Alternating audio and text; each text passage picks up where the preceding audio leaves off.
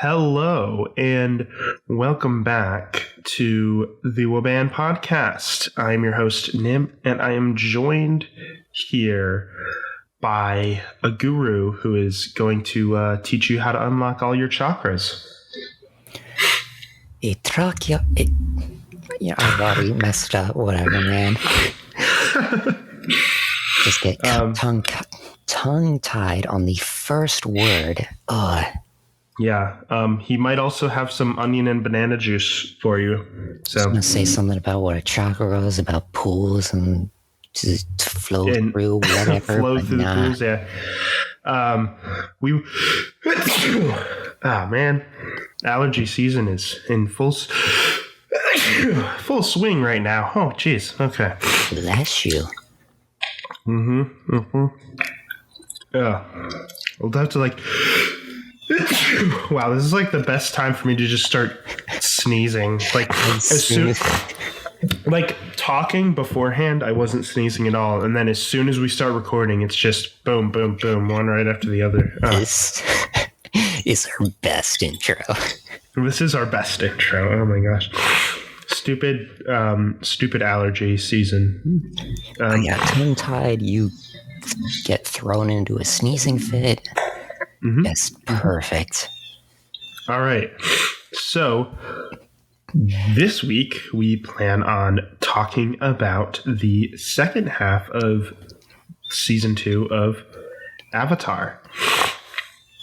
So the last episode we talked about was the library, if you remember, from 2 weeks ago, and which kind of leaves you on a cliffhanger. Yeah, poor old Oppa got kidnapped. Yeah. So sad. It is. I actually almost cried in one of the episodes. Ooh, okay. Well, we'll get to that once we get to that episode, we can talk about it. Yeah. So next is the desert. So so the gang, obviously, Appa is missing from the last episode, and wouldn't you know it, they're in the middle of the desert, so, no way to fly out. So they kind of have to walk out on foot, which proves to be quite difficult. And the entire time, Sokka is high. Yes. This is one of my favorite, comedic episodes, just because of the cactus juice. It's the quenchiest, it'll quench ya. Drink cactus juice. Yep. Who lit Toff on fire? Or mushy friend. Mushy giant friend. Friendly mushroom. And I love how the effects during that. Yeah, they almost change the animation style while he's high to this it's like a brighter, more cartoony kind of animation, and it's more fluid motions. And the quality of his voice, and it just changes to be this kind of I don't know how to describe it, but it does very much add to the comedic value. Yeah. Yeah, it's pretty great. Also, Momo gets high as well, so it's So he's using Momo as a kite for a lot of it. Yeah, Sokka and Momo get high together. That's the episode. No, but seriously, there are some serious things going on in this episode. Well, yeah, definitely. Obviously, Aang going through the grief of losing Appa, and that was a difficult thing for him, because you never fully think about it all the time, but it makes sense that Appa is one of Aang's longest friends, there's only two people that are still, or two people, well, not people, I guess Appa's not a person, but two of Aang's friends that are still around from before he was frozen, and that is Boomy and Oppa. Yeah. That's the only friends he still has from back then. And so that's a huge connection to his, his past and his childhood as well, because he, you grew up with like Oppa since they were young. Yeah, that's like, I don't know, like someone stole your childhood pet friend and only companion for a long time, just away from you. Yeah. And again, like, I think it's also part of it is they have this strong bond because of that connection of like they both experienced life before the war and like being together before the being frozen in ice and all that. So that's just a huge connection to his past that's now lost too. So so you see him kind of dealing with that. It's interesting because like there's a moment where they're like fighting those like off those like bird things, the vulture bees, whatever they are, those creatures.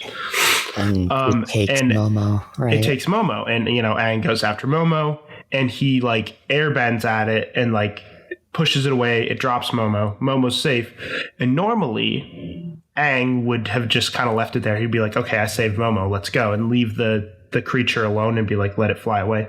But then Aang angrily throws like a wind blast at it, knocking it out of the air, like brutally. Mm-hmm. And it's like and he has this like look on his face of like, it's just, and you can tell that there's something different about him. Like he's snapped in a way that Aang normally wouldn't. And it just kind of is like, it's kind of this like, oh shit moment where you're like, and it wasn't even like any other times when he was mad and he would like lash out a bit or like even go into the avatar state. He was consciously doing that. Yeah, like it's so like it's something that's very like out of character, but like in a way that makes sense. Out of character because of what's happening to him. It's not like an out of character moment that's like bad, like, oh, this character wouldn't do this. Like it makes sense in the context, and I think that's why it's such a jarring moment, because Aang normally wouldn't act that way, because he's normally very only fights for self-defense and just like only fights for self-defense and all that and whatever. He normally would just let the bird go, but that extends to the sandbenders then. As soon as Toff said it was them, he started lashing out, and then Toff just throws fuel in the fire and goes, he said to put a muzzle on him. Like, I get where you're coming from, Toff, but maybe let him calm down first. Well, and then full on avatar state and Katara just calming him down then. There's only like a few times in this season that he goes into the avatar state. Like there's the one at the beginning of the season when the guy was trying to force him into the avatar state, and he uses he puts Katara in danger to do it, so that makes sense. But I think it makes sense that this would be one of those times. Oh yeah, because it's clearly like I mean, again, we emotional point for him. Yeah, so it makes sense. It's also like that Katara like stepped up and like actually like solidified herself as like the mother of the group. Yeah, she definitely did. Because like Sokka and Momo are high. Sokka isn't really that helpful at the moment, and and Toph was kind of lost because she can't see. Yeah. She can't see as well as normal because of sand is harder for her to feel the vibrations than like rock and regular Earth is. So, and then Aang flew off in anger, and then finally came back. And but Aang was too emotional to really take charge of the group. Yeah. So Katara kind of had to like, take charge of everyone and everything. No, it's very good. I really like that. But and it creates so So yeah, it creates another reason why they need to go to Ba Sing Se as well, because the one guy's like, we sold him. He's probably in Ba Sing Se right by now. Yeah. So they have that, and they want to go to meet the Earth King to tell him about the eclipse. So they have a few reasons to go to Ba Sing Se now, which is, the rest of the season is pretty much dedicated to Ba Sing Se, them traveling there, and then what happens while they're there. So yeah. Anything else about this episode? I don't think so. Yeah, I feel like we covered a lot of it. It's a really good episode. It's interesting to see, because throughout the show, you're so used to them being able to travel places easily. They'll just fly on Appa. But now you realize just how important Appa is to the group in a way, mm-hmm. where you're like, wait, they have to walk on foot to get out of this desert, I did think I mentioned this in the last episode, that having Appa kidnapped is a great plot point, not only from an emotional standpoint, but from now they get to explore, traversal instead of just flying over everything. Yeah. Yeah, well, yeah, because then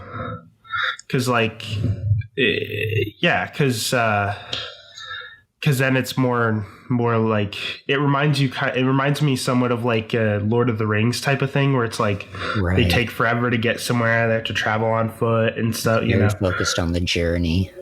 Yeah. Which Avatar was always kind of focused on the journey, because you look at season 1, it's they spent most of the season traveling to the North Pole, but it wasn't quite as intense as trying to make it by foot. Yeah, I get what you mean. There is another thing that happens in this episode, actually, before we move on. The Zuko and Ira story in this episode is right. Basically, this is where we learn about the White Lotus. Yes. Secret society. And I think I love how Zuko's reaction to it. He just slams really the door in his face. Impatient on everything. Sorry, members only. He slams the door in his face. Sorry, members only. But yeah, and then the White Lotus basically hook them up with passports to get into Ba Sing Se. Mm-hmm. So yeah.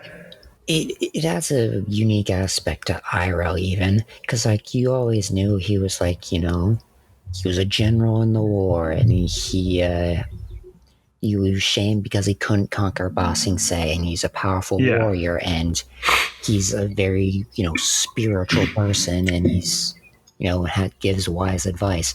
But now he has this. He's part of this secret society, and he's apparently also really high up in it too. Yeah, he's a grandmaster or something. Yeah. Yeah. It's cool because I guess the whole point of the White Lotus is it's a way to sort of connect people, connect the world, connect people from different nations. They don't see the White Lotus doesn't see borders and oh, you're from the Fire Nation, you're from this, it's people from all over the world, which is really cool. Yeah, it's really neat. Yeah, I like it. But yeah. So yeah, we could probably move on from that episode because we're already 14 minutes in, so we might as well. Right. All right, so next we have so Netflix does this dumb thing where they combine episodes. Yeah. So the next 2 episodes are The Serpent's Pass and The Drill. But Netflix combines them into one. It's stupid. Titling it The Secret of the Fire Nation. Yeah, it's really dumb, but whatever. So Serpent's Pass is the next one. Mm-hmm. So they arrive to go to. Well, they have trouble getting passports at first. Yeah, they coincidentally meet up with the couple that Zuko saw that was pregnant from before. Oh yeah, yep, and they do. they're like, yeah, we're gonna travel, on the Serpent's Pass, and it's like, oh no, don't do that. Take the ferry. Like, okay, we'll take the ferry. And Right. then They eventually do get their passports because Toff used her family name. I mean, I guess they get tickets. They don't have passports, but because they needed passports to get tickets. Yeah. They used that to get, I don't know, whatever. Anyways, she used her, family I love name. how Toff does that too, because it's just like, you know what? My family kind of is a bit of a jerk to me a lot of time, but right now it's useful. So It's useful that I'm a Beifong. Like, yeah, she's just very bluntly like, I think this will count. Yep. So they do, but what happens is that same couple they ran into earlier, turns out their passports were stolen, and he tries to, Aang tries to help and tries to get them tickets, but they won't have it. They're like, nope, they can't. So they're like, you know what? We're going to go with you and guide you through the Serpent's Pass. So they guide this couple through the Serpent's Pass. They meet Suki. That's important. It is important. So, so they meet Suki. Suki goes along with them. Because she's not in her usual clothes. She doesn't have her makeup on, so they're likely not to recognize her. And she uses that to just like start picking on Sokka, and like she like starts like I know exactly your type. You think you're funnier than you really are. You blah blah blah. He's just like, and you're probably traveling with the Avatar too. And he's just like, how did you know? Do I know you? Do I know you? You might remember this. And then she kisses him on the cheek, and then he remembers right away. Love it. It was a really nice moment. But yeah, so they go through the Serpent's Pass. As Sokka put it, maybe they misnamed it. Turns out it wasn't misnamed because, it's not it's called the Serpent's Pass because it's a windy like a serpent. It's, because there's a giant serpent in the ocean. They read the inscription on the gate just before it, the abandoned hope. Yeah. And I think that was the first point where you really saw that Aang wasn't taking things very well with Appa. Because he was just like, maybe we should just abandon hope. So I think the interesting thing is in the last episode, they focused a lot on Aang's sort of anger over the whole thing, right? Mm-hmm. Over losing Appa and stuff. And now he's gotten past that. And now he's sort of closing himself off from any feelings. Yeah. And that's sort of where he's at. So it's kind of cool because you kind of see the different stages of the grief that he's going through. So it's kind of cool. I like that. And then at the end when he sees the couple finally, has their baby, and he sees the baby, and he finally relaxes out of that. He said yo, seeing this is, I was I've been going through a rough time recently, and seeing this has made me hopeful again. And it was just that was a nice little moment at the end. And they're okay, we'll name her Hope. But yeah. And then there was a moment in the middle where Katara's just I realize what you're doing, but she tries to talk him out of it, and is come here, you need a hug. And he just walks past, and then finally at the end he's okay, yeah, I get what you were saying now, and they hug, and it was really nice because she's so supportive. And yeah. And then let's see. There's also what's going on. There's a little side story with Suki and Sokka. Yes. Where Sokka's overprotective of her, and she's I can take care of myself. It's I understand. You could take care of yourself. Wait, there might have been. I thought I saw a spider. I thought I saw a bug. And the little talk they have in the moonlight, which Sokka's talking about his girlfriend that turned into the moon. Well, it's interesting because she almost they almost kiss, but then Sokka's wait, no.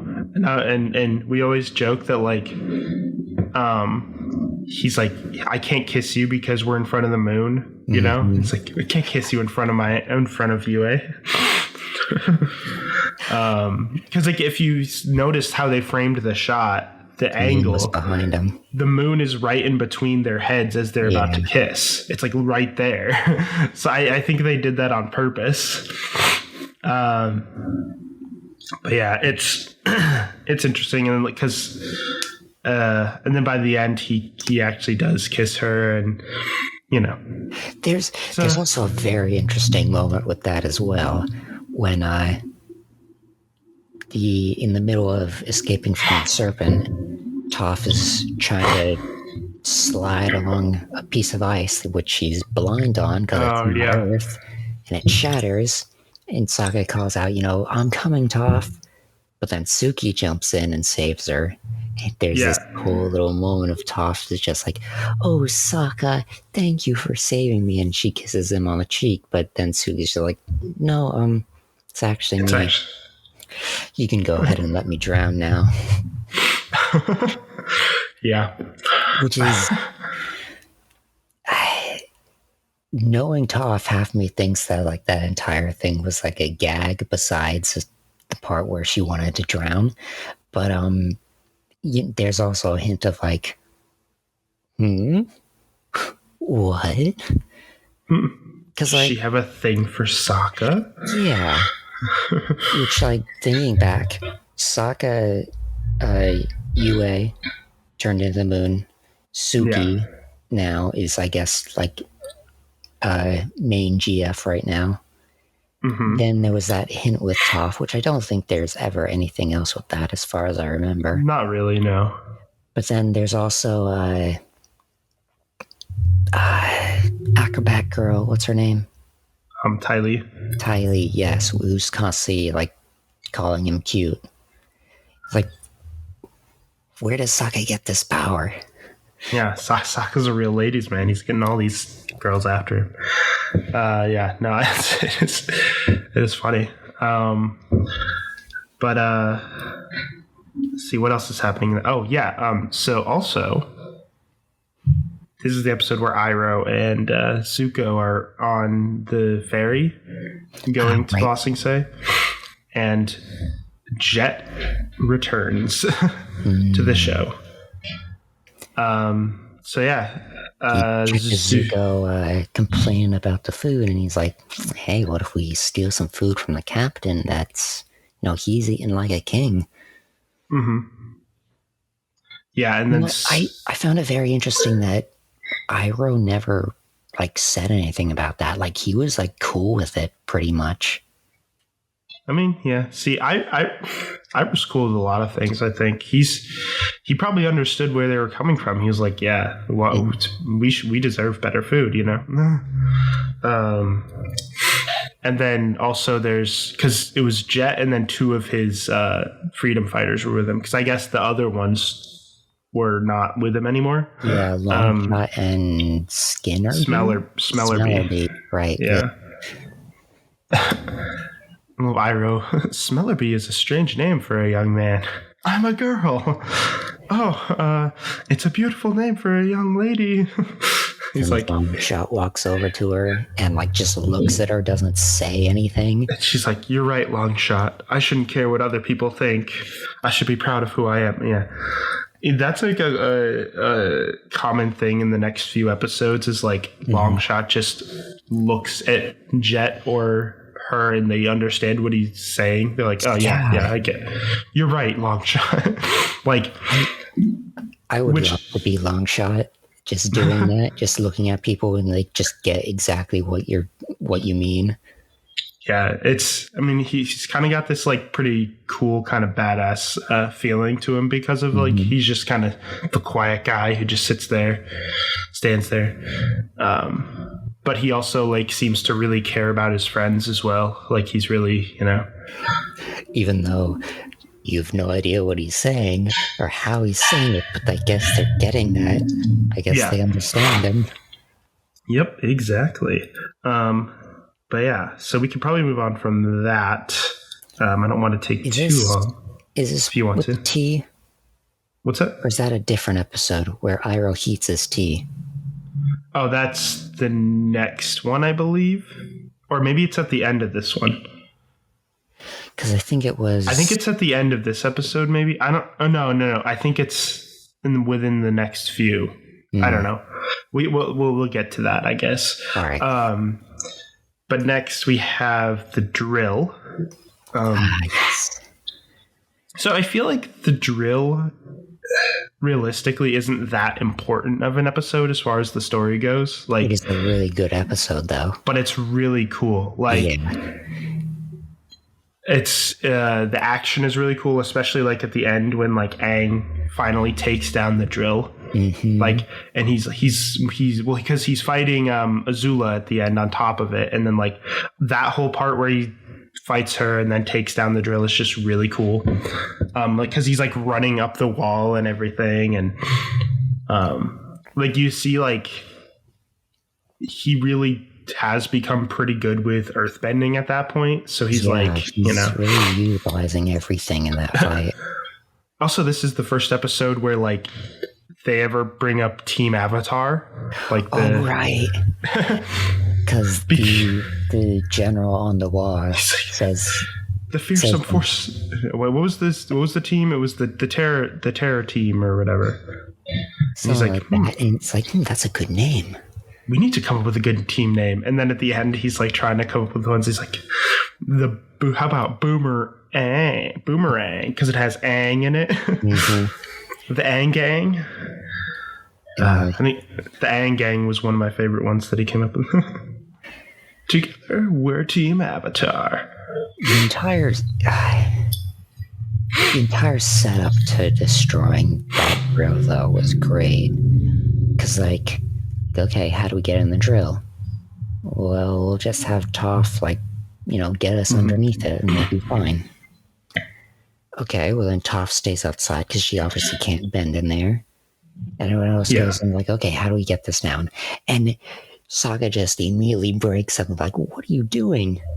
He's like, we'll just knock out an engineer and get the plans. Like, oh, all right, cool. And they just make up this whole like scheme and like jumping off to damaging all the structural supports, and then okay, we can't reasonably do that. We'll just cut them through a little bit for every single one of them, as many as we can get. And finally, they plug up the muck so that it builds up pressure, and finally, and bend the slurry, woman. Just bend the slurry, woman. And she like throws some slurry in his face. No, I love how like they come up. So Sokka comes up with their idea of how to take it down, because Sokka's the idea guy. Oh, right. I love at the beginning they're like, we need to come up with an idea to take it down. They all look at Sokka. He's like, why is everybody looking at me? You're the ideas guy. You're the idea guy. He's like, so I'm the only one who could ever come up with ideas? That's a lot of pressure. You're also the complaining guy. That one I'm fine with. He definitely is the complaining guy. That's for sure. But yeah, so I think it's cool how he comes up with the idea. So like they're talking about how like Ty Lee blocked those earthbenders' chi. She did the chi blocking on them. It's like she hits certain pressure points and to take them down that way or whatever. He's like, take it down from the inside out. Take it down from the inside out. Hitting pressure points. That's how we're gonna take it out. We gotta. It's really cool. But yeah, no, it's a cool episode. It's definitely a cool episode. It's actually interesting. So in the last episode in the Serpent's Pass, while they're like crossing the Serpent's Pass, they see like on one side of the Serpent's Pass, they see like a Fire Nation ship, and they're like, right. And like I think Suki or somebody, Suki's like, yeah, the Fire Nation is over here on this side. There's an island over there that they're working on something, but nobody knows what it is. And I'm pretty sure it doesn't ever say it, but I feel like what they were working on is probably the drill. Because like the Serpent's Pass is close to the Wall of Ba Sing Se, so it makes sense that they would be they're working on it close to there. I mean, timeline-wise, it might... Because it seemed like the drill was already there, and it didn't seem like the drill just got there to me. Well, but like they were saying for the past however long they have been working on something, so maybe they've been working on it for a while, and then they had just finished it. The drill, yeah. And maybe they had just finished it. Like by the time they were on the Serpent's Pass, they might have already finished it and already had sent it out. But like what she's saying is like, oh, the Fire Nation's been there for a while, like working on something. Nobody knows what it is. So like I got the feeling that it was the drill, because like we were talking about this when we were watching it. We were like, what are they working on? And like maybe like the air balloons or something. And we're like, no, because like I don't think they would build those here. Like they probably built those in the Fire Nation. Yeah, because they could just send them out while they put the factory in enemy lines. And also once you get to the third season when they come in, they're all the air balloons start in the Fire Nation, and then they like move them. So they were like, yeah, probably not. So my guess is that it's the drill.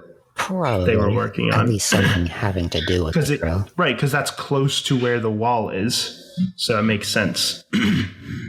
There's also, I do love the difference between how Katara and Toff bend the slurry. Because it's like mud and rock and water. So when Katara was bending it, it just kind of looked like she was like flowing it back in on itself. Yeah. But then when Toff comes up, she just like full force pushed it back. It's like they both accomplished about the same thing, but like the difference in bending styles. You can notice the way, like, they animated it to look different, kind of, which is cool. Yeah, it's cool when they have like little details like that, because like you don't have to animate things that detailed, but like the fact that they do is just really cool. I like, they put a lot of effort into things like that, which I really love. We could probably move on to the next episode if you would like to. Next we have City of Walls and Secrets. There is no war in Ba Sing Se. Yep. I am Judy. Judy has always been unsettling. Yeah, I remember the first time I watched this, like I was like, oh, okay, so they're going into Ba Sing Se, and like this episode, like really, like obviously I was already invested in this season, but like this episode really drew me in. I remember, like I was like, what's going on with this city? It's just really weird. Yeah. And like Long Fang has control, and like has control of the Dai Li and everything, and Dai Li are very cool. Like they're kind of jerks, but they're very cool. Oh, they're like fighting style, and watching them fight is really cool. And like they have those like gloves. Yeah, those are awesome. They're really cool. Watching them fight is like really cool. Off and like grab from a distance to pull back. But they like run on like walls and stuff like that. Like when they're fight, like they're really cool. But yeah, so this episode is essentially setting up the whole Ba Sing Se situation. Because you get so this is also where Jet is like revealed to the gang.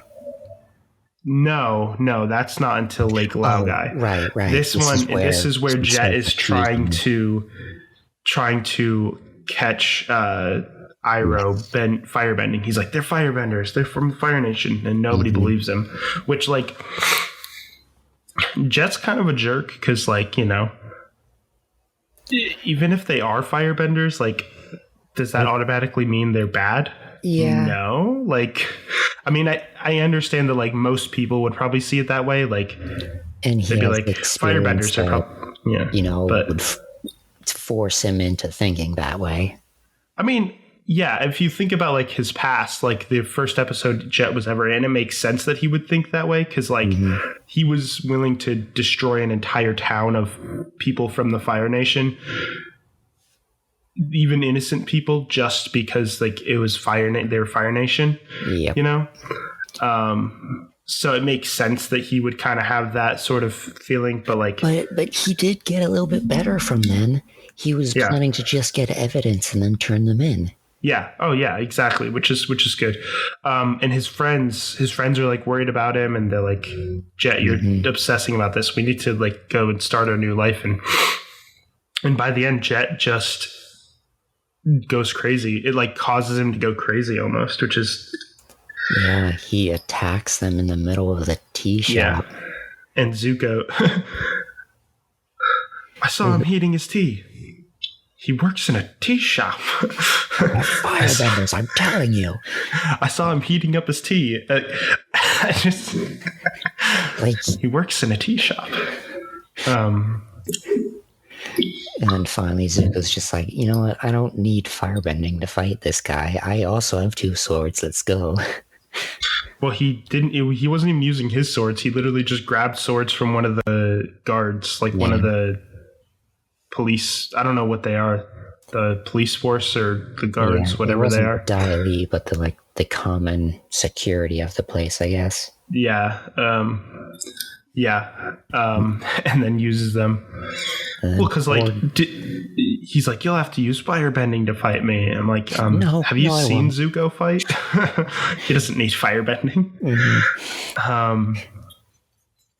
But yeah, Jet gets arrested, and at the end you see the brainwashing, which is that image of like that like light going by, and then like Jet's eyes, and then like there's no war in Ba Sing's. That image is like a very strong imagery there. Like, I don't know, just the way it's shot and stuff is really cool. It's a very interesting thing to put in a kid's show. Oh yeah, no, it really made the season that much better though, like because it just made it that much more interesting. And I mean, a lot of this stuff is like what really made this my favorite of the 3 seasons. There's just a lot of interesting things going on, you know. Small side note, how they arrested Jet with their earth gloves, where they just grab onto their wrists and they just, like a layer of it just splits off and wraps around and into handcuffs. That is so cool. Yeah, it is. The Dai Li are pretty cool. But yeah, so I guess in terms of Aang and gang, it was just them going around the city and constantly getting blocked by Judy. Right. And then because they find out they're like, if they're gonna meet with the Earth King, they would have to wait months because they had their request takes months to be processed, and then at the end they go to that, like they basically crash the Earth King's party. Right. And then at the end, Long Fang takes them into the other room, and he's like, we must not speak of the war and stuff and blah, blah, blah. And he's like, he basically reveals that the king is a pawn. Yeah, the king pretty much controls like what do you say? He like, he's in charge of like the cultural heritage of our city, the cultural blah, blah, blah nature of our city and all that. He has nothing to do with the war. He doesn't even know that the war exists, which is just insane to me. Like, the Earth King doesn't know that there's been a war in his nation has been at war for the past 100 years. Like, it's crazy. It's a big conspiracy. They also reveal a big thing about the world itself in this episode. Just kind of funnily and vaguely. But the way they found out about that party was Katara saw in the newspaper about it was a party for his pet bear. Oh yeah, platypus bear. I'm sure you mean like hedgehog bear or something. I forget what Skunk bear. Skunk bear. That was it. Platypus bear. Yeah. Armadillo bear? Nope. Nope. Just bear. Just bear. This place is weird. I love that. I love the animals in this world. Well, it's like, if you think about it, like the way they design the animals is kind of simple. Like, all they do is they take a cut 2 or 3 different animals and put them together. but like it's also really cool and like creative and unique at the same time. Turtle ducks, they're adorable. Yes, they are.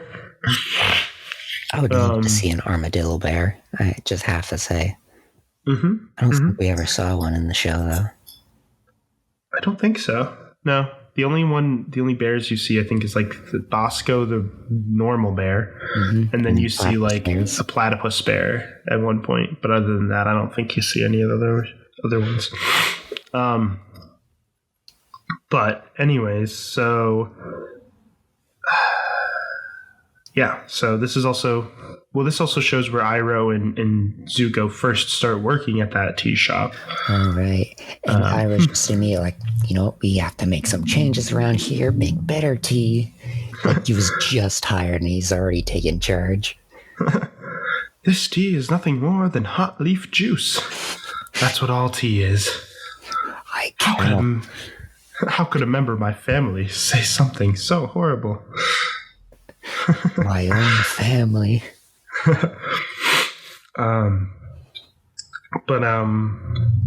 So anyways, I guess we can move on to the next one, unless you got anything more to say. But I don't think so. City of Walls and Secrets is a great episode.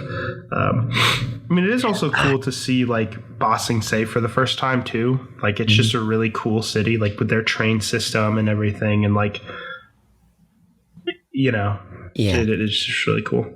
Cool design. So the next episode is Tales of Ba Sing Se. This is the one where it's like a bunch of short stories about each of them, right? Yes, yeah. So that's basically the episode, which technically speaking, it's kind of like a filler episode, but it's a good filler episode. Like it adds a lot. It does. It definitely adds character. So I guess we can just more than that. Like, yeah. Well, I guess we'll mention it in later. So first one is Katara and Toff, right? Yeah. So the first one is the story of Katara and Toff, which is basically, gives some bonding time for those two characters. Katara invites her to a spa day, and Toff's just like, "Do I have to?" Toff is just like, I do love seeing Toff when she's just woken up with her hair like 10 times larger than it has any right to be. Yeah. Yep. Before she combs it or anything. Before she's, Yeah. Yeah. This one's a nice little one. I like this one. It's not like my favorite story of them, but like it's a nice little bonding moment between the characters, because like you saw like earlier that these two didn't really like each other that much, like especially in the one episode, especially in the chase, that episode. Yeah, the episode right after Toff joined up, wasn't it? Yeah, it was like one of the ones soon after that. So it's nice to have like a bonding moment between those two. Yeah. So yeah, I don't really have a lot to say about this story of the stories, but it's good. I do like that they come out of the spa wearing their makeup, and then a bunch of stuck up rich girls from Ba Sing Se, make an insult at Toff, and she gets kind of down about it a little bit, but then she's just like, you know what, and like bends the earth of the bridge out from under them so they fall in the river. And then Katara's just like, I can get behind that, and just sends them off with a wave of water. Like yeah, you go. Yeah, exactly. Yeah, it's a nice little one. I don't really have much else to say about it though. I don't remember the exact order of them, but we also I'll just go through them by memory of which ones I remember. There's also the Aang story, which is probably my least favorite of them. I guess I don't. It's not bad, but I feel like it doesn't really add anything. Like, I feel like each one adds something in terms of, like, character or just something interesting, or I don't know. This one just kind of, like, I get what you mean, but I did really like watching it though. Yeah, I mean, it was cool to see him like using his bending to create a petting zoo, Yeah. That was kind of cool. I mean, okay, you do get the Cabbage Merchant, a pretty good moment with him. I've been hating myself for this because every time we talk about Avatar, we haven't mentioned him yet. I haven't mentioned him. Yeah, my cabbages. And I think this might be the last time he shows up in the show. Really? I think. That's a shame. It is. But the thing is, like, in season 3, throughout most of the season, they're in the Fire Nation. And, like, I think it's pretty obvious that this guy lives in the Earth Kingdom. So it wouldn't really make sense for him to be in the Fire Nation. I would. But I just have a very special place in my heart for just like these random joke characters that seem to be everywhere. Yeah, no, this one is one of the best of those kind of characters. I love it. And he it's kind of funny because most of the time he's just like, my cabbages. This time he goes, my cab. And then he's just like, oh, forget it.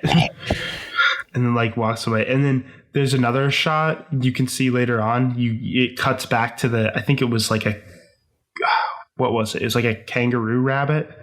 Mm-hmm. It was like a mix between a kangaroo and a rabbit, I think. A rabbaroo. That was eating his cabbages. And you see him in the background sitting on the stairs just crying. I don't know if you noticed that. Poor cabbage man. I think we noticed that for the first time this time we just watched it, because before we never really noticed it. We were like, wait, is that him in the background crying? And then we rewinded it and watched it again. And we're like, yep. He's just poor guy. Honestly, that's the best part of Aang's story, is seeing the Cabbage Merchant again. But yeah, I don't really have much to say about this story other than that. Yeah, I guess there's really no character development or anything Aang creating a petting zoo. I mean, there is the little thing of Aang sees a rundown zoo with a bunch of animals that aren't very happy, and so he helps them out, and that's nice. Yeah, it's nice. Although it's weird because so they open the gate and they go out into the outer wall, not out, past the inner wall out to closer to the outer wall to create the petting zoo. And I'm like, I feel like someone owns that land.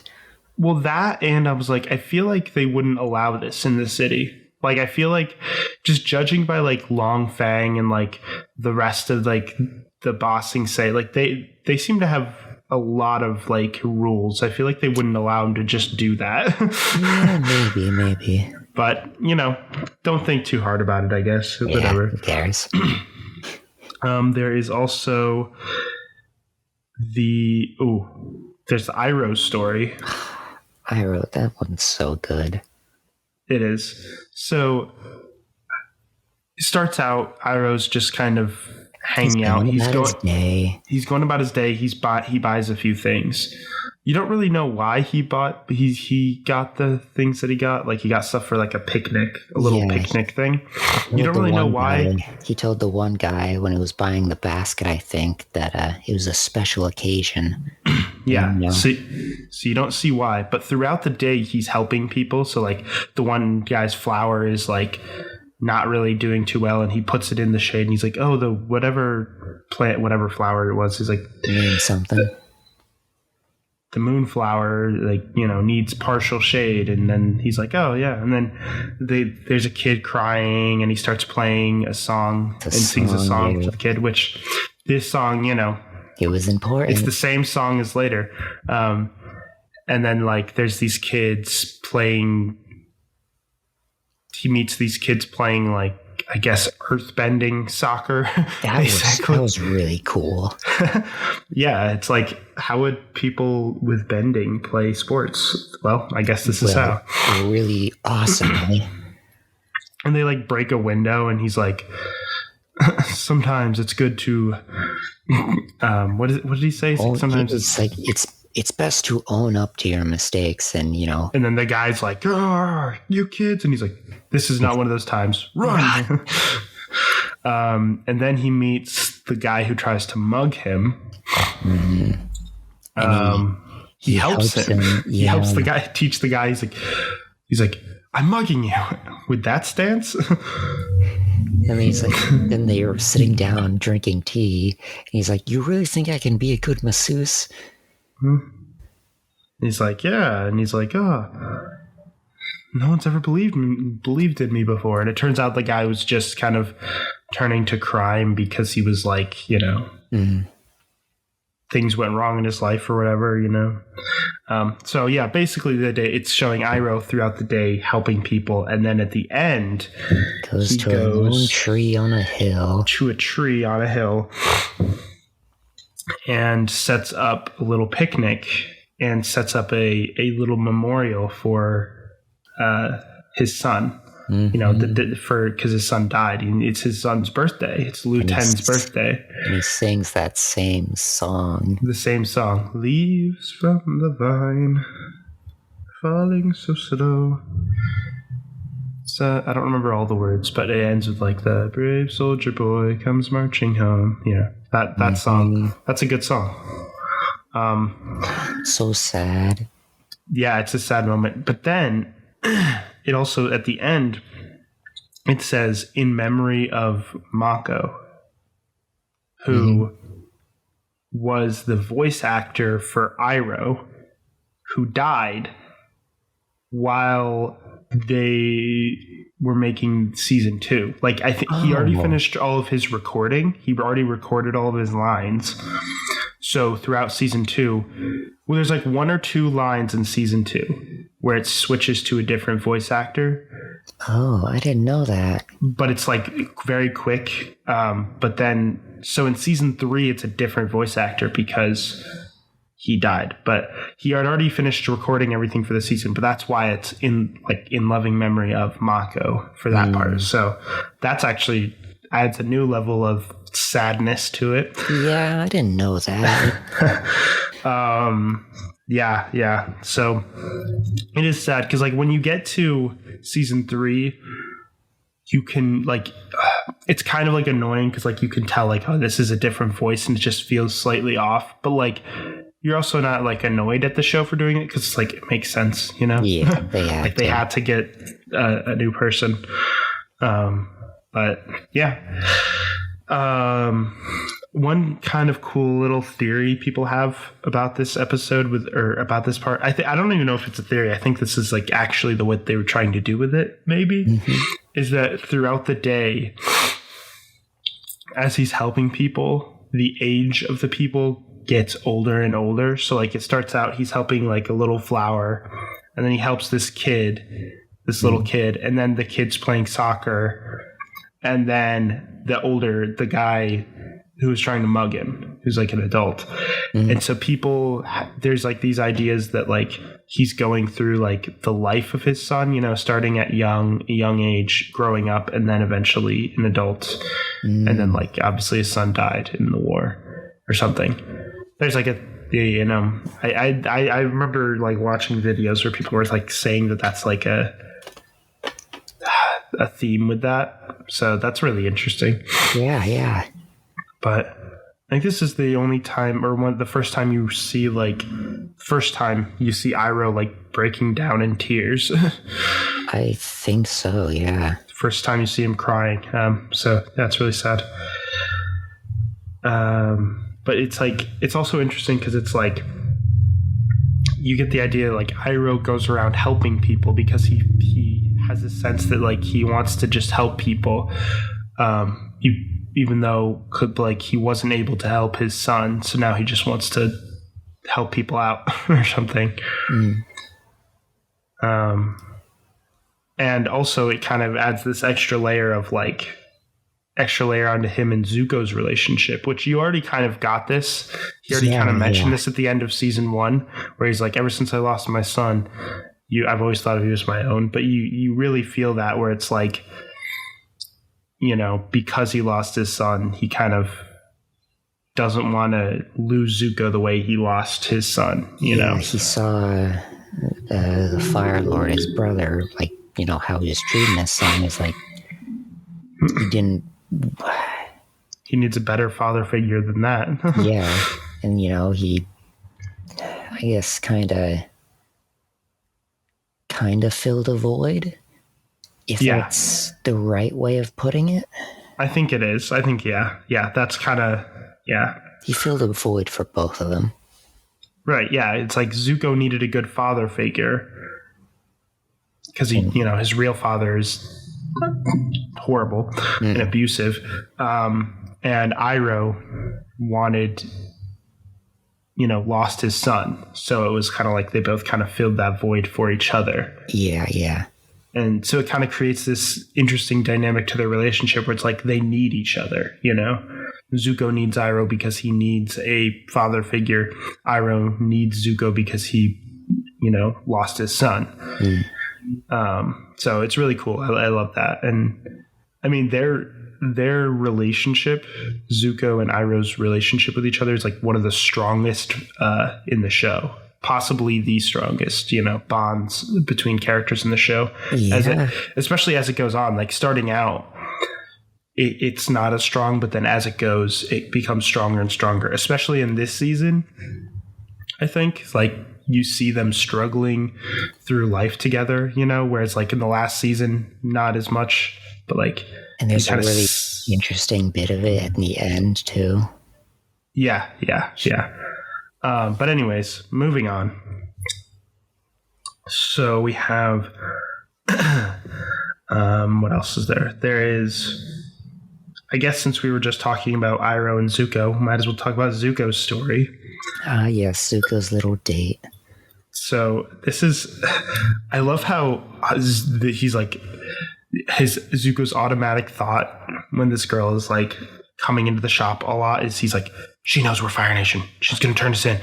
And he's like, and whereas Iroh's like, I think she has a crush on you. And he's like, what? I love that. I love the entire dynamic of that though. Cause like the girl's like, I don't know how to put it. She's not exactly like leading him through it, but I guess she kind of is. But it's like Zuko, like probably to her, Zuko just seems nervous about a date. But to him, Zuko's like nervous about getting caught because all their questions are like his past. And it's like, I was in the circus. Yeah. But you also do get the sense that like, so Zuko's nervous about that, but he is also nervous about the date too, because like Zuko's kind of an awkward person. Oh, yeah. You know, awkward with, he's not a good people person, especially like, and I think that's largely due to the fact that he's been, you know, out at, you know, had this constant search for the Avatar the past 3 years. He hasn't had, you know, time to just kind of hang out and be a normal kid, you know, just be a normal teenager, you know. So he's kind of awkward. That's, you know, why he's so awkward with the date, you know, whereas like she seems pretty confident in the date. She's like, she seems fine and confident and whatever. Whereas he's like the really awkward one, you know, he's like, you have a big appetite for a girl. And I loved like the end. He leaves and he just shuts himself off in the closet. Ira's like, how was your date? It was nice. Closes it again. But no, it's nice to kind of it's like, I like how, so like Iroh is encouraging this date because Iroh really wants him to, you know, be a normal teenager and stop his obsession of trying to find the Avatar. Stop, you know, like he wants him to try to find a level of happiness and here. He kind of leans into that a bit in the date. In that, yeah, like, and and he gets this whole like becoming more happy as these episodes go on as well, as we'll get into in a minute. But I really do like the scene with the fountain where she's just like, oh no, none of the lanterns are lit. And he's just like, okay, fine. And he tells her to close her eyes, and he just lights them with firebending. He risks the life that he's living with his uncle there for, that one moment. For a cute moment. Mm-hmm. They're like about to kiss, and then he just pulls up. I have a coupon for you. My uncle wanted to give it to you. He says you're our most valuable customer. Mm. She's like, well, I have something for you too, and then kisses him. It's very cute. I don't know if you noticed this. In that kiss, their lips met, and she pulled back because it was just like a peck. But for an instant, he leaned back forward, and then he stopped himself to move away. Okay, yeah. I guess I didn't notice that, but it was when like the close up of their lips. They met, she leaned back, and then he was about to go in for another kiss, but stopped himself, which was like a very interesting moment to me, because it's like the conflict between him trying to lead a normal life and going back to searching for the Avatar. Mm-hmm. Yeah, it's interesting. But yeah, that's a really good one of the Tales of Ba Sing Se. We also have Sokka's story, which is hilarious. Oh, right. Now I remember what Sokka's was. Okay, so this one, here's one that doesn't really add anything in terms of character or story or anything, but it's just hilarious. Mm-hmm. He stumbles into, what do you want to call it, a haiku, whatever? What is it? Some poetry place in there. And then he has a haiku battle with a woman. That is gold.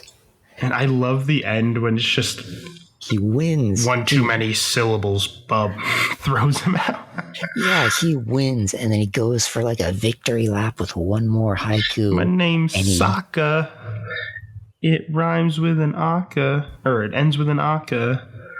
Ladies, I rocked ya.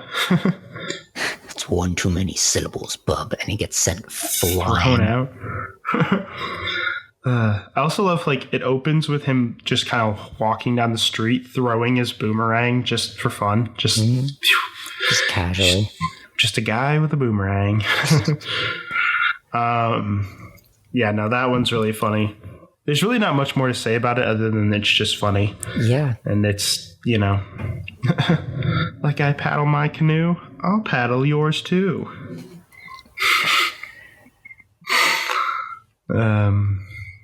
Is the last one Momo's?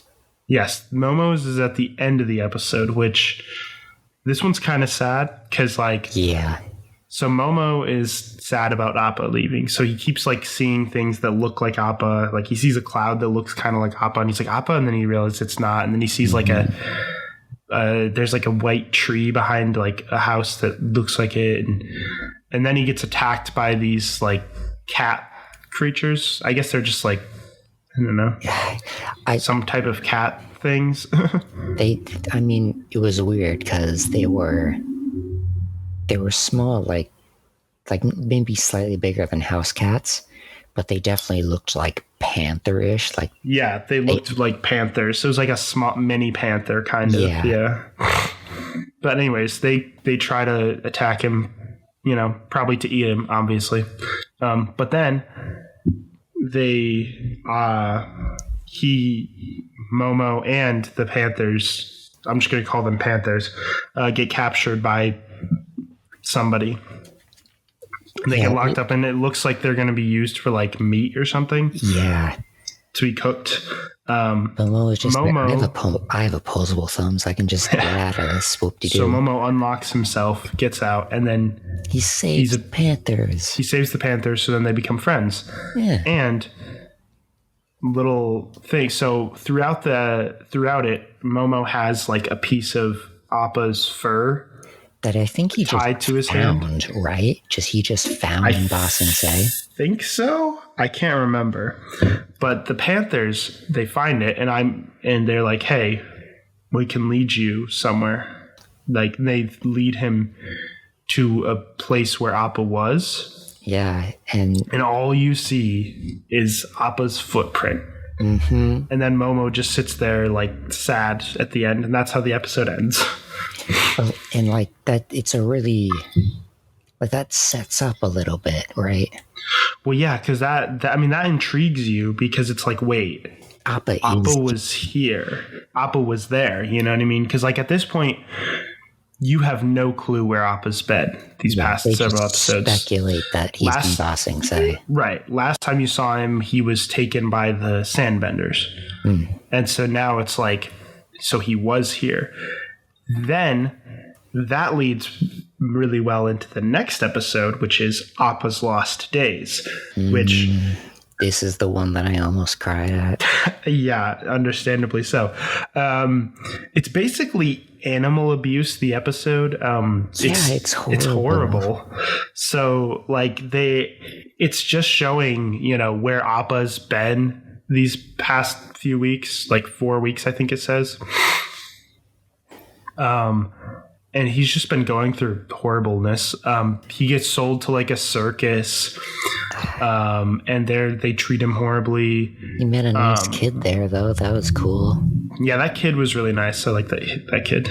I do love when the circus owner was trying to train him and showing him what he was supposed to do with the other, like, vulture, whatever it was. And he's just in the background using his bison airbending-ish thing to suck up cabbages. Yeah. Well, yeah, because like he's like, you're not going to get food until you do what I say. And then he's like, well, I'm going to use my airbending to get food. That is always a thing I always forget. Like when I'm watching is like, oh yeah, Oppa can airbend. That's right. Yeah. Appa's an airbender. The entire reason why he can fly. Right. But like, it's just weird because like you don't see him use airbending like a lot. I mean, you see him fly a lot, but like you don't think about like I don't know. A lot of times in my brain, I don't connect that to like it's because he's an airbender. And then like I see little moments like that, and I'm like, oh yeah, that's right. Or like sometimes he'll like use his tail to like swing air at something or whatever. Yeah. But yeah, so eventually he escapes, and I think he develops an extreme fear of fire in this episode, which is really sad to see that. And then he's like flying, he flies away. There's at one point there's a really cool, I think this is later though. No, this is I don't think we get to this yet, but what is first? Does he go back to the desert first? Because I remember he goes back in search of Aang at the moment. Oh, that's right. Yeah, he goes back to the desert, because he's like hoping that he can find them there again. They've already left at that point. They're not there. He's struggling, to find like water and stuff in the desert, and it's just really. And then he just gets hurt because it's a cactus. That part was sad too. Like he just wants some food and he gets prickled by a cactus. He tries to eat the honey and the vulture wasps, were they? Yeah, something like that. And then they chase him away. And then eventually he ends up in a forest, and he climbs into this little like structure that was built like out of stone or something, I think. And then turns out there's like a porcupine boar or something. Yeah, a porky boar is what I like to call it. Okay. And it attacks him, and because it's a porcupine, he gets stabbed with a bunch of needles. Eventually he literally like stands on his hind legs and picks up the porky boar and throws it. He just hucks that thing. Yeah. He just hucks that thing. Yeah, pretty much. But yeah, and he's sitting there like covered in these needles, and like you see him, he tries to pull one out and it hurts. This is like... Yeah, this was the point where I was intense. pretty much crying. Yeah, and he sits there, and then luckily the Kyoshi Warriors show up and they help him out. But there's like these moments where he's like scared, and they have to like approach him really calmly because he's been terrified, and like, you know, it's really sad. But I do love the transition. As soon as he comes out, like still looking horrible, and they transition, and he's just like big puppy dog with his tongue out, looking all happy. Yeah, and you feel really good. And then Azula shows up, of course, and she's like, ruins everything. So Appa has to leave. Suki makes him leave by, you know, waving fire at him. Yeah, that was sad. He leaves. Yeah, it is sad because it's kind of like she's doing it to help him, but like it's also kind of like he just got to like trusting her, and then she's like waving fire. You know, it's kind of a sad little moment, but it's okay. So he leaves, and he goes to the Eastern Air Temple. And while he's there, you see like little moments of memory where he's remembering when he like first met Aang and everything. So like, and you see this is, and you see like chewed on the little bar in the the fountain. Yeah, and you see like little Appa, and you see like Aang and him meeting for the first time. They're like, a sky bison is a companion for life, and then he picks him. He's like, oh, I guess this means we'll always be together, and like it's.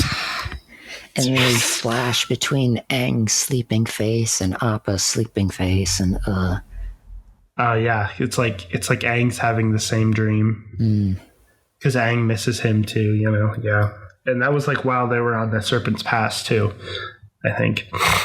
I do believe so. Yeah. But Appa meets. Oh, also, there's another little detail that's interesting is. So there's like, I don't remember where in the episode, but so Appa is flying over the ocean. Right. And he flies past Iroh while Iroh and Zuko were on the ferry. Yeah. Iroh sees Appa, and he's like panicking. He's like hoping that like Zuko doesn't see Appa, because he's like he's trying to get Zuko to you know, leave his obsession. Yeah, to change.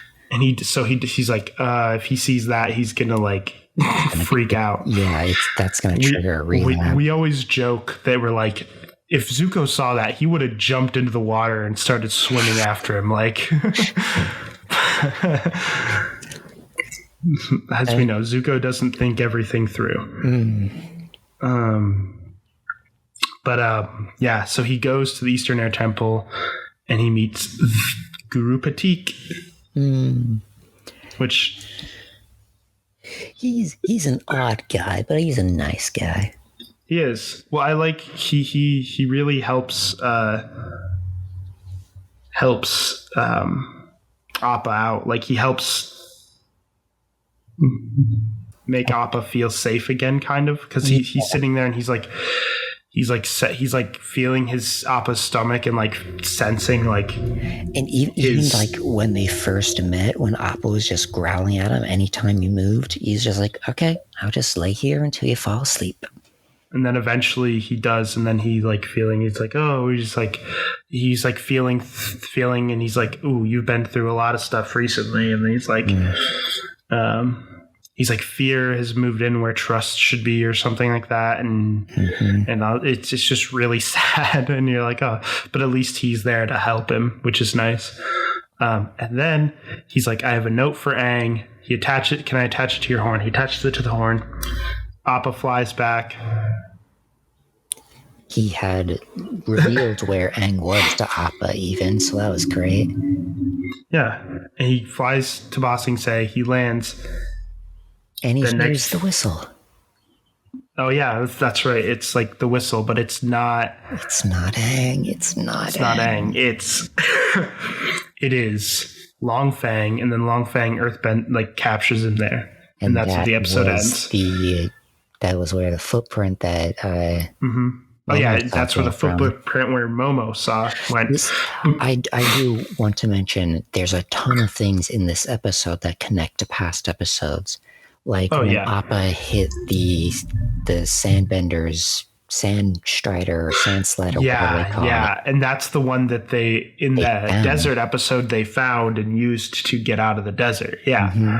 Yeah, it is interesting to see like little things like that.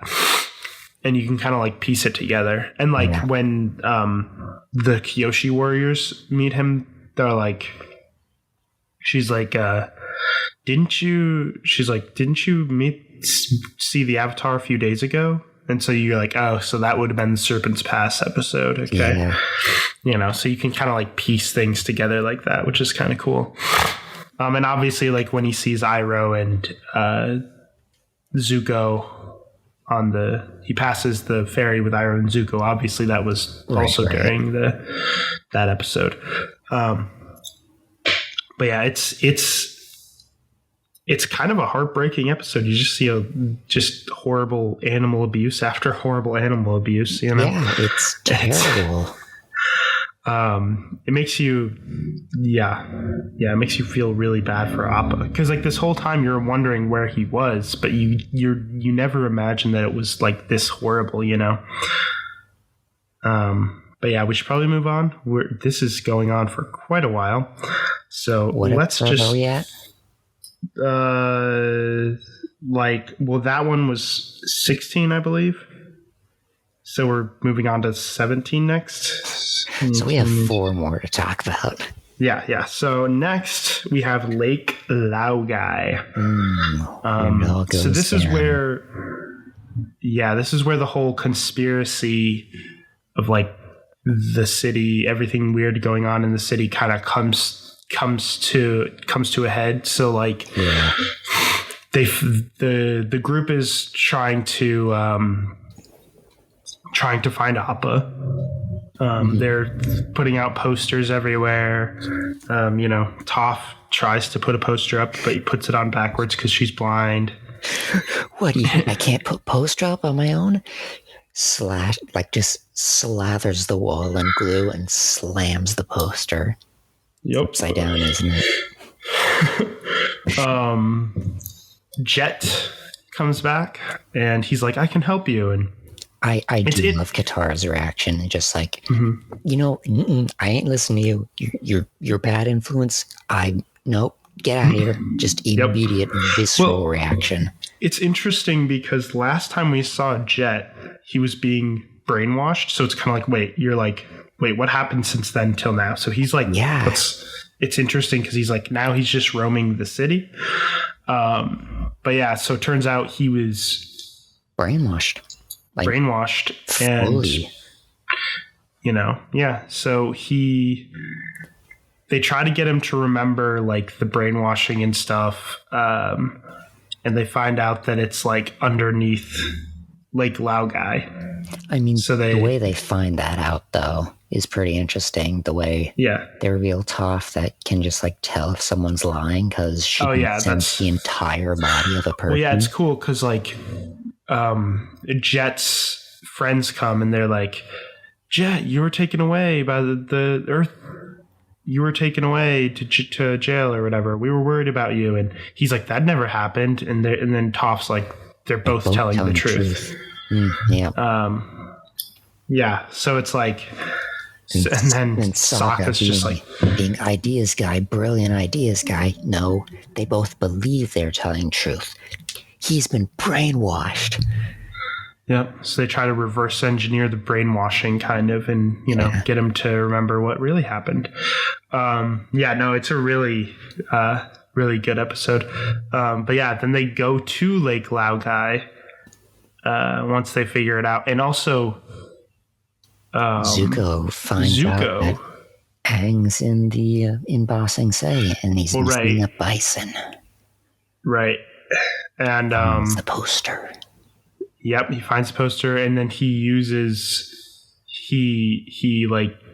I guess he interrogates a Dai Li agent to figure out like that was really cool. where the bison is and everything. Because he like purposely bumped into him to get him to follow him into an alley. Out of my way, skinny. He goes in and then he like disguises. He's dressed as the blue spirit, but then he disguises like a dummy as the blue spirit, and then so that was actually a really smart moment for Zuko. Coming in from behind. If you don't want to look like him, you'll tell me what I want to know. But I like the framing of like, so like later in the episode, the group, they're like, oh, I think Oppa might be in this one. They open the door, they look, and then you see Oppa. But then it's like, so for a second you think they found Oppa, but then it cuts and you see, wait, no, that was Zuko opening the door. So Zuko found Oppa. And it's kind of like a worrying moment where you're like, oh no, what's going to happen? Oh no. But yeah, so there's some moments of them fighting Dai Li agents. The way they got ambushed by the Dai Li, them all just hang upside down like bats. Like, whoa. And Sokka's just like, what did he say? He said something. He's like, I don't remember. It was something like that. You don't see that every day, or like we weren't expecting that. Yeah, it was something along those lines. But yeah, and then there's the moment where Long Fang just says the trigger word. He goes, the Earth King has invited you to Lake Laogai. And then because Jet was brainwashed, he's like, I'm honored to accept his invitation, and then starts fighting Aang. Yeah. But there was also a really interesting moment too earlier where you see like they look in the one door and there's just a bunch of women dressed like the Judy outfits. Yeah, and they're like, they're just repeating everything. My name is Judy. My name is Judy. Welcome to Ba Sing Se. We are so lucky to have these walls to keep order. Like those are all brainwashed people as well, brainwashed into being Judys. It's really creepy. There was, I think it was earlier, Long Fang talking to the original Judy, and she's just like, I don't think I can keep working like this. And he's like, Judy, the Earth King has invited you to Lake Laogai, and she just immediately snaps back into business. When you see like they animate it, so like their pupils suddenly become extremely dilated. Mm-hmm. And they did that with Jet too. Like when he said that to him, his pupils just suddenly dilated a lot, which is a nice little touch they added. I like that. Really creepy though. Mm-hmm. But yeah, so Jet starts fighting him, and he's trying to get him to snap out of it. And I don't remember what it was. It was something about him mentioning like he was a freedom fighter and stuff like that. And he starts remembering like.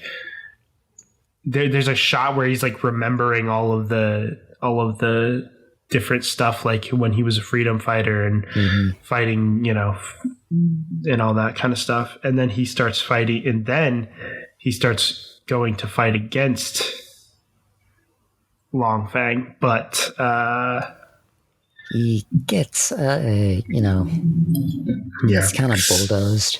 So there's like that slow, it's kind of a slow motion moment. So like he turns around to start going after him, but then Long Fang just doesn't even, he's like, I'm not having this. Literally just gives one strong, precise, just boom, one little earth bend thing that smashes him in the face. Earth bend thing. Yeah.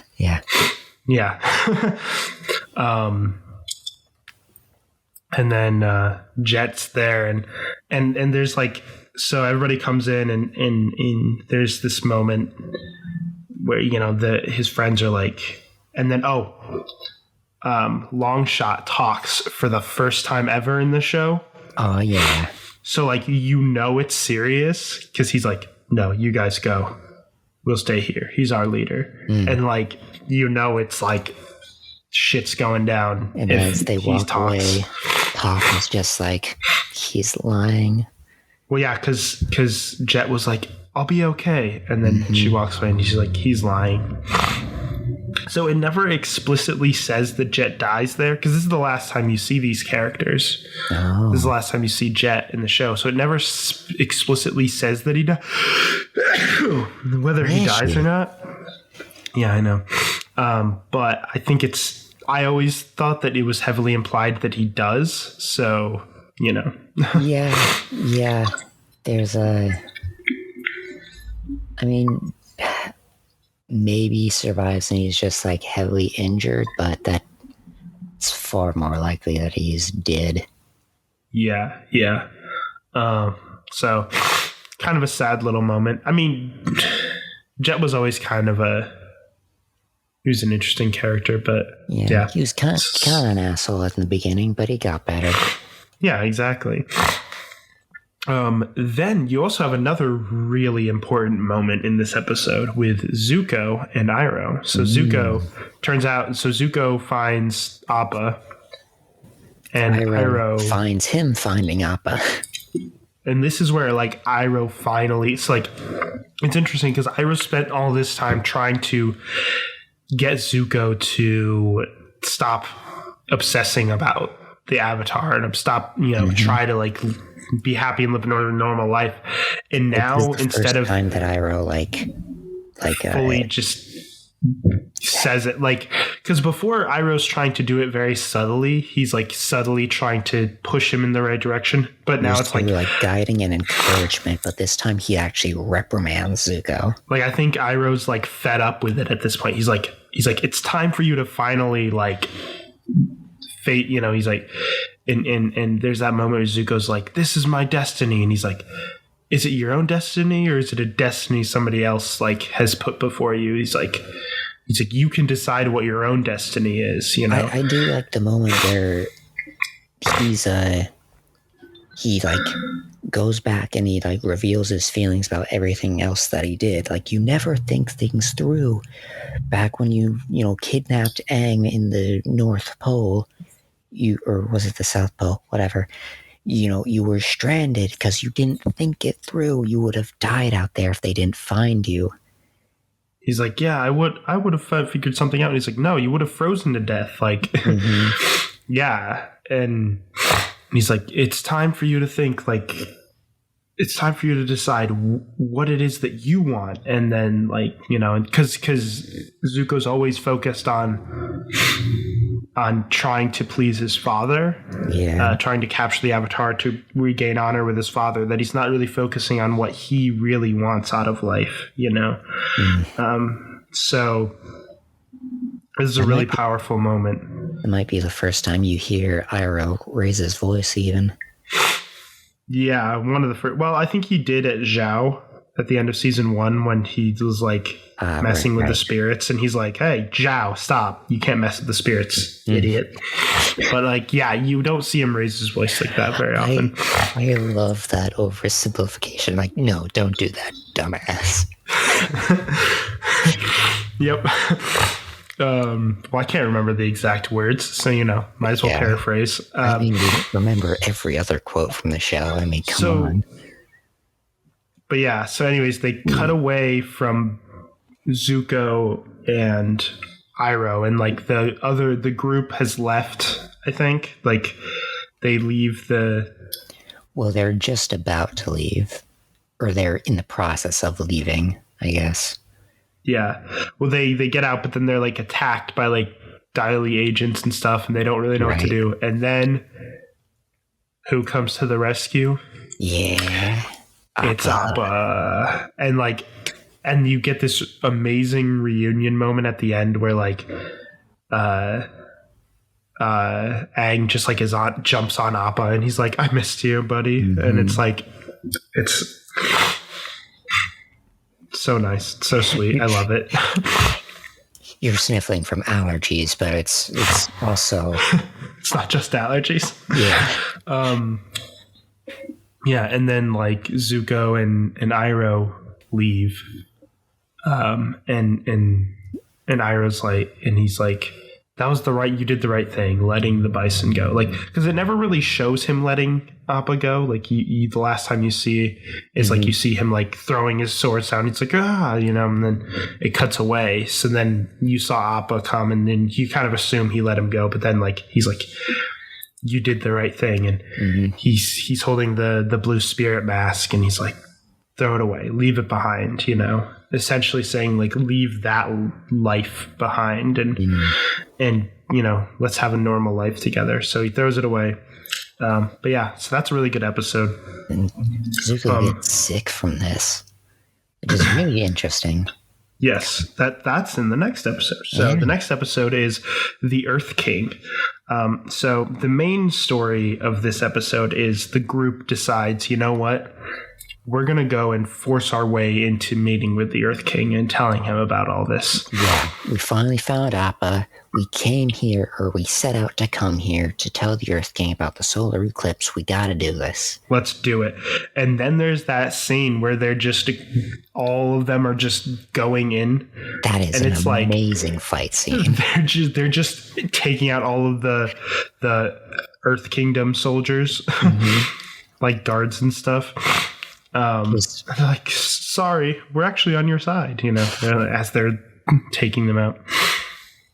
Like, there's an awesome moment where Toff just like bends the stairs and like turns them into like a slide kind of thing, and then she like lifts the thing and they start going up. But yeah, no, that's really cool. And then they go in and try to convince him and everything, and like that's the main story, is them trying to convince the Earth King of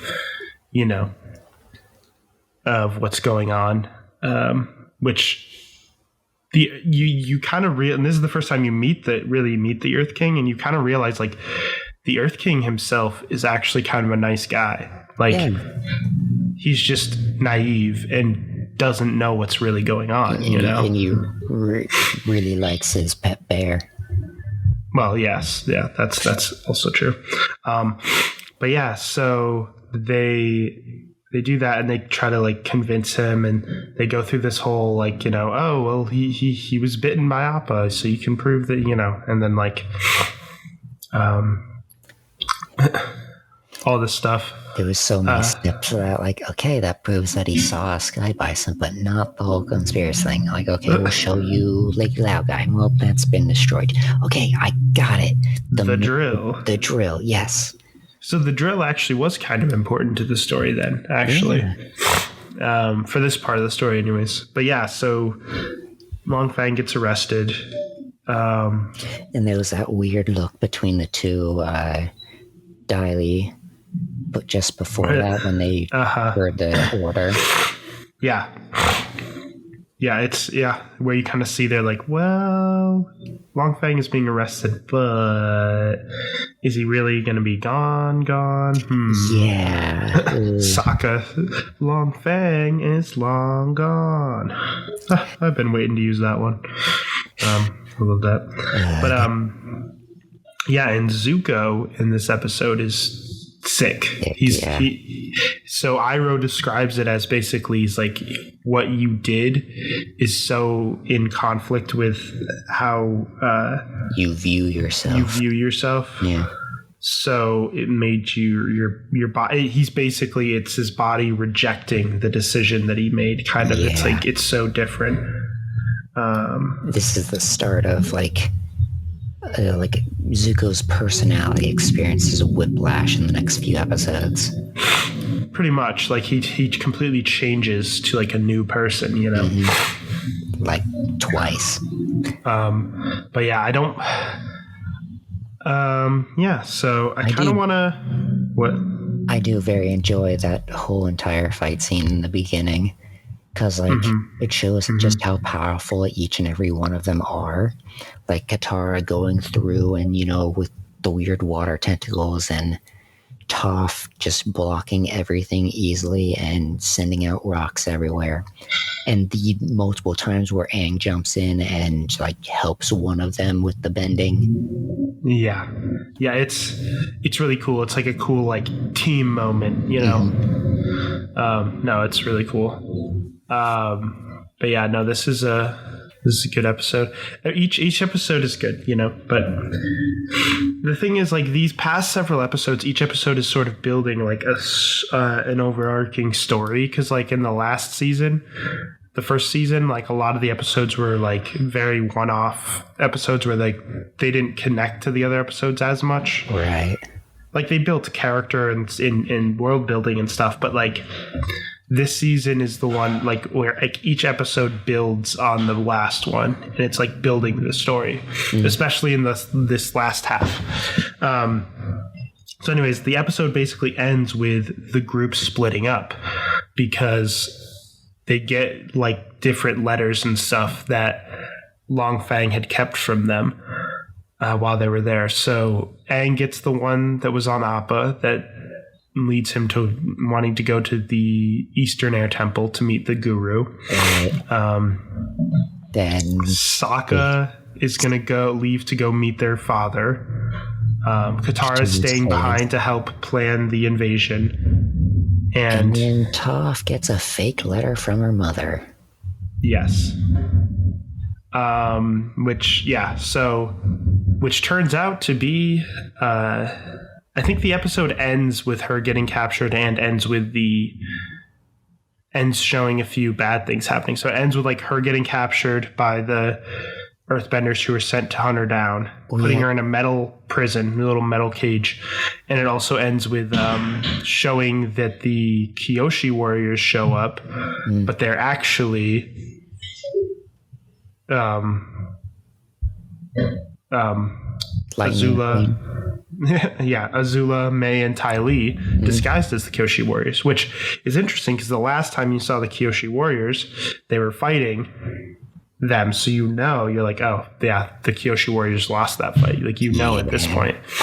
So I do like that how they played that though, because Sokka was talking with Aang on Appa, and he was just like, you know what, I'm going to always be positive. There are no bad things going to happen anymore. And then they immediately showed all that, and it's like, oh, okay, Sokka, come on. You jinxed it, Sokka. Come on. But the next episode is titled The Guru. So this is sort of the episode that shows sort of each character going off their separate ways where they went, including Aang going to meet the Guru and learning about his chakras and unlocking those. I think it's really cool. They explain what chakras are in a nice, easy to understand way for like kids, a good way for a kids show. Yeah. And to be honest, I didn't even know what chakras were. So I mean, I've heard like chi and stuff, and then it's like in reality it's just kind of like breath and like how they sort of look at and define the energy of the body through breathing. Yeah, like but that, like vaguely.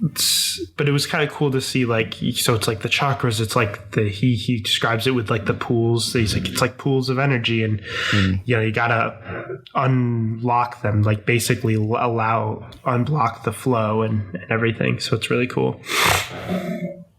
And you see him going through each chakra, and it's like each one is like connected to something. Like this one is about your grief, so let go of the people you grieve, the grief that you have, or like this one's about the fear. What do you fear? Try to and so you kind of you see each one. So like for the fear one, you see that he's afraid of facing the Fire Lord and stuff like that, or like for. There's just different ones. There's a guilt one. Everything that happened in each of them, and they just bring up old stuff that relates to it, and they're like, oh. And it's all like shows kind of like scenes from earlier in the show, that relate to it, and it's really cool. I like how they how it kind of brings up all this past.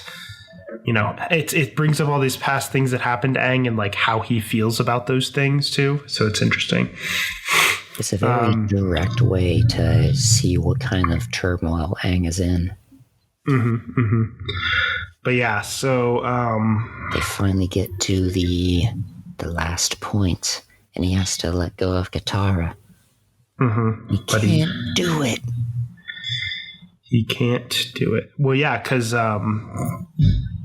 and then it's hard for him to let go of Katara. Then he tries again, and he starts to, but he has this vision that Katara's in danger, and he's like, I have to leave now. Which reminds me a little bit of The Empire Strikes Back, not gonna lie. You know, I don't know how much you remember Star Wars, but I mean, I remember the basic stuff. Yeah, so Luke is training with Yoda, and he's like, has a vision of like, this is closer to the before the climax of the movie, and he's like, I have to leave. He had a vision that like his friends are in danger, and he's like, I have to leave to go save them. And Yoda's like, no, you haven't finished your training. If you leave now, you know, you're leaving too early, basically. So it's like the same kind of basic thing. Yeah. But yeah, so that happens. Toff. I love Toff's part. Figures out metal bending. I just love this. Like, you may think you're the most powerful earthbender in the world, but even you can't bend metal. And in that moment, I was just like, bet. She's like, and I love how they connect it to what the guru's saying. So the guru's like, everything is connected, and he's like, you know, talking about how everything in the world's connected. Is like, even metal is just a part of Earth that has been refined, and you can see like Toph sensing the little bits of Earth within the metal, to bend. I really like starts learning how to use it to sense, and then finally she bends it with one hit. It's like, woo! One thing that's kind of cool though throughout the show is like, so she learns how to metal bend, but like you can tell every time she uses metal bending that it's not very, very strong. Like with her earthbending, she can do like, she literally held up a whole library. Like she can do a lot with it, but like every time she metal bends, she just kind of like pulls it back a little bit, like just enough, you know, to open a door a little bit or whatever. Like she's just like crushing it with strength rather than manipulating it finely. Right, but that's because she hasn't like practiced with it enough to really fully develop the skill yet, kind of, you know. So it makes sense, but it is cool that like, because like this is one thing about you always kind of think about when you first watch the show. You're like, metal could kind of be considered part of Earth, right? Like you find metal in the Earth and stuff like. Isn't that like, and then you're like, so it is. It's just nobody's just really hard. Really hard to bend, you know? And I really love after she throws them in the cage and forces it closed with metal bending, she jumps up on and is like, I am the greatest earthbender in the world, and don't you forget it. And then she jumps, and the way she's like running across the ground using the earth bending is freaking awesome. But like a tidal wave of earth behind her. Yeah. But yep, there's a motorcycle in the background. Did you hear that? Yeah. So what else happens in this episode is Azula starts to gain the help of the Dai Li. Yes. And actually uses that to she captures Katara by the end as well. But yeah, so Sokka meets up with his dad for a little bit, so that was nice to see. That's the first time you ever see their dad in the show, so it's cool. He says he's proud of him. They have a nice moment, but then Aang shows up and he's like, you need to come with me, and he's like, all right, it's fine. But yeah, so I guess we can move on from that. I mean, I'm ready to like wrap this episode up because we're really far into it. I get what you mean. So there's one more episode, which is the Crossroads of Destiny. Yes. And I'm pretty sure the fact that it's called the Crossroads of Destiny is referring mostly to Zuko, because this is the episode which faces Zuko with like one big decision where he's like, he can either help Azula and help fighting the Avatar, or help the Avatar in fighting Azula. And his uncle wants him to help the Avatar.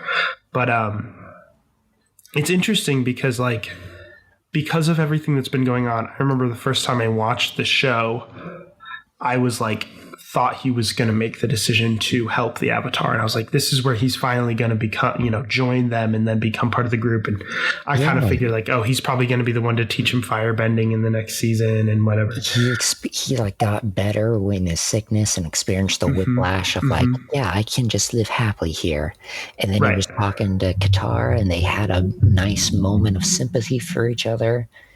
Yeah. But then I think it's when it comes down to it, that's part of his brain that wants to capture the Avatar is still there. And it's because it's been there for so long, it's hard for him to just kind of turn that off. And the thing is, I think it was easy for him to turn it off he got to the point where he could turn it off now because he pretty much had no chance of capturing the Avatar. So he kind of was able to accept that. But it's what happens when he suddenly is thrown the opportunity. Yeah, the prize is right in front of him. He just has to go for it. And he has the help of Azula and the Dai Li and everything. So it's it makes it so much easier. That final fight scene in this episode is just it's amazing. Yeah. Also earlier in the episode, you find out why Iroh is called the Dragon of the West. Oh, I love that moment. He just drinks his tea, and then Zuko smiles and gets behind him, and he's suddenly breathing fire. Yeah, no, it's really cool. And Zuko tries to challenge his sister to an Agni Kai. Are you going to challenge me to an Agni Kai? Yeah, I challenge you. I refuse. No thanks. She just goes, no thanks. And capture him. But yeah, and I think there was a moment, might have been in the last episode, but I think Acrobat Girl, I forget her name. Ty Lee. Okay, thank you. They were in the dressing room, taking off their makeup from being Kyoshi Warriors. And Zula's talking about how they're going to take over Ba Sing Se, that now they're inside. Yeah. And the one of the only compliments I can agree with Azula came out of Ty Lee's mouth. Wow, you're very confident. Yep, that's she's got that at the very least. Yeah, well, I think Ty Lee as a character always looks at the positive side of everything. She's always you're very confident. She's always positive about everything.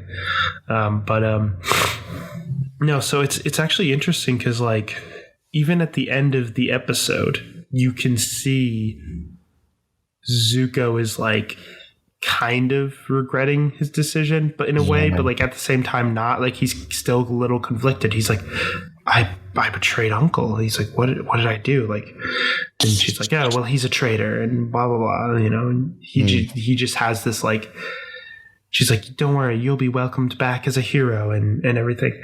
And there's that moment. And then so Aang, they're being overtaken. Aang finally decides to, in the final battle, he decides he needs the Avatar state. I need to unlock my last chakra. And he starts to do it. He starts to actually let go of Katara, which, by the way, the visual thing they use for him unlocking his chakras is really cool. Yeah. Where he's walking on a path in space and he sees a giant it's the cosmic energy of himself or something. I don't know. It's really cool. But anyways, he does it and he rises up and he's in the Avatar state and then lightning. Zap. And it's foot out of his back. And the thing is, if you remember from earlier in the season, it's explained that if he dies in the Avatar state, then the Avatar cycle ends. Yeah. So it's a big moment, and he pretty much does die, right? The only reason he's able to not die is because Katara had the Spirit Oasis water that she was given in the beginning of the season, if you remember. Mm-hmm. Like the very first episode when they left Paku. I think Paku gave it to her. Offered to use it on Zuko to heal a scar. Yeah, which at this point you're kind of like, good thing she didn't use it on Zuko. Yeah. Because then she wouldn't have had it for Aang. But yeah, it's a really kind of sad ending. Like that the way they shoot that like part where Aang gets zapped is like really intense too. Like he's up there and then all of a sudden it's just this sudden moment of just and then you cut to like